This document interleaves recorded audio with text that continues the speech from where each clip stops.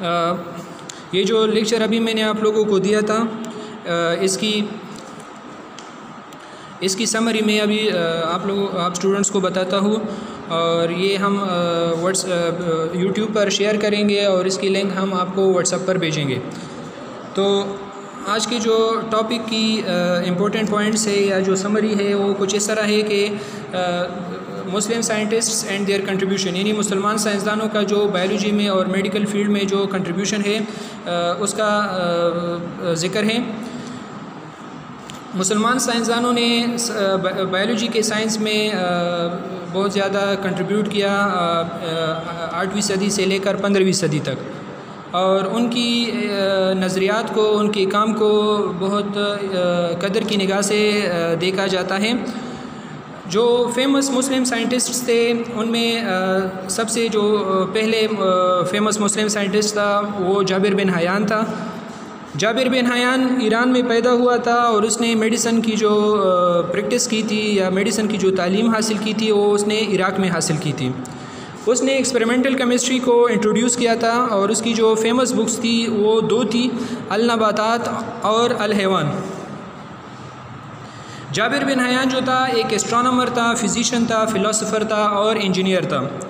Astronomer यानी उस scientist को कहते हैं जो स्टार्स, प्लैनेट्स वग़ैरह के बारे में जानता हो। फिजिशियन का मतलब है डॉक्टर।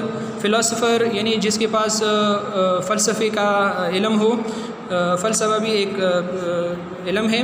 इंजीनियर, इसके अलावा वो एक इंजीनियर भी था। अब्दुल मलिक असमई जो था वो बसरा में पैदा हुआ था और उसने एनिमल्स और प्लांट्स पर कई किताबें लिखी थी। उनकी फ़ेमस बुक्स 5 है। अल-खील उसकी पहली फ़ेमस बुक है, वो हॉर्सेस के बारे में है।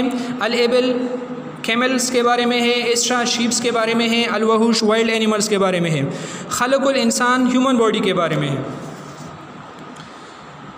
इसके बाद अबू अली सीना भी एक ग्रेट मुस्लिम साइंटिस्ट था। वो बुखारा के करीब पैदा हुआ था और उसको इस्लामी दुनिया का अरस्तू कहा जाता है, और उसने आँख के स्ट्रक्चर, फंक्शन और डिजीज़ पर काम किया था। और उसने अपनी बुक अल कानून फिल तिब में 130 बीमारियों का जिक्र किया था जो आँख से रिलेटेड थे, जो आई से रिलेटेड थे। और इस बुक की कई यूरोपियन लैंग्वेजेस में तर्जुमे हुए थे। इसके बाद अबू उस्मान उमर अल जाहिज़, वो भी एक फ़ेमस मुस्लिम साइंटिस्ट था और उसकी फ़ेमस बुक अल हैवान है। मशहूर जो उसकी किताब है अल हैवान है, और इस बुक में उसने अपने जानवरों पर जो उसने अपने ऑब्जर्वेशंस किए थे उसको एक्सप्लेन किया था, डिस्क्राइब किया था। जिस तरह दरियाई टिग्रिस में मछलियों की मौसमी हिजरत के बारे में उसने लिखा था, सीजनल माइग्रेशन, और इसी तरह उसने एंड्स की लाइफ सिस्टम के बारे में डिस्क्रिप्शन दी थी।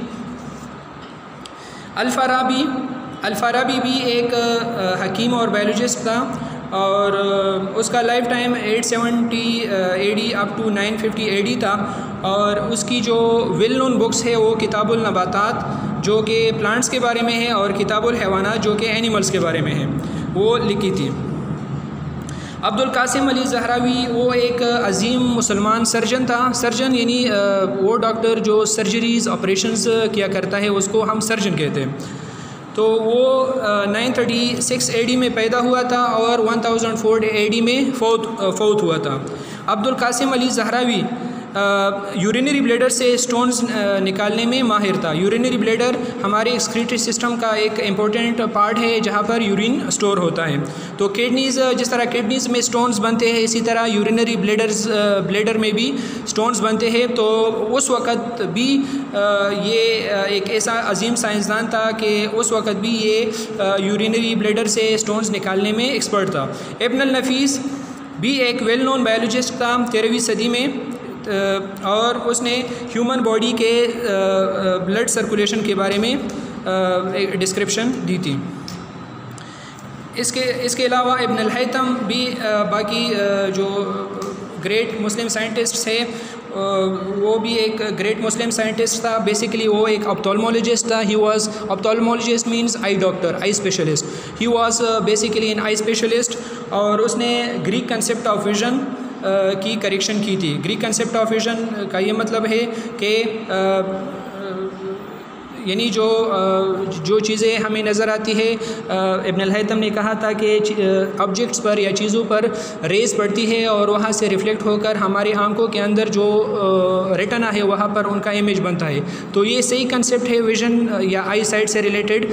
और इससे पहले लोगों का ये कंसेप्ट था कि ये जो विज़न है या आई साइट है ये इस तरह है कि जब हमें चीज़ें नज़र आती है तो हमारे आईज से रेज़ या रेडिएशंस निकलती है और चीज़ों पर पड़ने के बाद जिस चीज़ पर भी पड़ती है वो चीज़ हमें विजिबल हो जाती है, वो चीज़ हमें नज़र आती है। तो ये कंसेप्ट गलत था, तो इसकी करेक्शन इब्न अल-हैथम ने की थी। और उसकी जो फेमस बुक थे किताबुल मनाज़िर और मीज़ानुल हिकमा थे, और इसके कई इन बुक्स के कई ज़बानों में तर्जुमे हुए थे। जिस तरह इन किताबों के लातीनी ज़बान में तर्जुमा हुआ था, इब्रानी ज़बान में इनके तर्जुमे हुए थे, और यूनानी और दूसरे मगरबी लैंग्वेजेस में इनके तर्जुमे हुए थे। थैंक्स।